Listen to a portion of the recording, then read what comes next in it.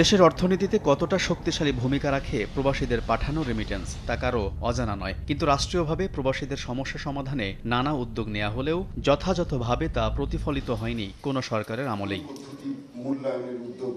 এমন বাস্তবতায় প্রতিবছরই দেশে পালন করা হয় আন্তর্জাতিক অভিবাসী দিবস এবং জাতীয় প্রবাসী দিবস। বুধবার সকালে রাজধানীর ওসমানী স্মৃতি মিলনায়তনে এ উপলক্ষে আয়োজন করা হয় আলোচনা সভা। ছাত্র জনতার অভ্যুত্থানের পর অভিবাসন প্রক্রিয়ায় কতটা সংস্কার হলো উঠে আসে আলোচনায়।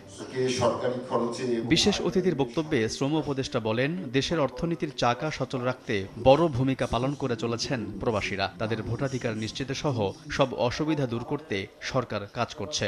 যারা দেশের অর্থনীতিতে এত গুরুত্বপূর্ণ অবদান রাখছেন, পরিবার পরিজন থেকে দূরে থেকে, তারা যেন দেশ গঠনে, সরকার গঠনে সবচেয়ে গুরুত্বপূর্ণ মতামত দেওয়ার যে অধিকার, ভোটাধিকার, সেটা পান। বিগত সরকারের আমলে প্রবাসীদের কোটি কোটি টাকা পাচার করা হয়েছে, আর বর্তমান সরকারের সময় প্রবাসী আয় বেড়েছে ২৬%। এমন তথ্য জানিয়ে প্রবাসী কল্যাণ উপদেষ্টা বলেন, রেমিটেন্স পাঠাতে প্রবাসীদের পছন্দ ইসলামী ব্যাংকগুলো। সেই ইসলামী ব্যাংকেও লুট করেছে ফ্যাসিস্টরা। প্রবাসীরা সবচেয়ে বেশি পছন্দ করে ইসলামী ব্যাংকগুলোতে টাকা পাঠাতে, আর ফ্যাসিস্ট হাসিনা সরকার লুট করার জন্য বেছে নিয়েছিল ইসলামী ব্যাংকগুলোকে।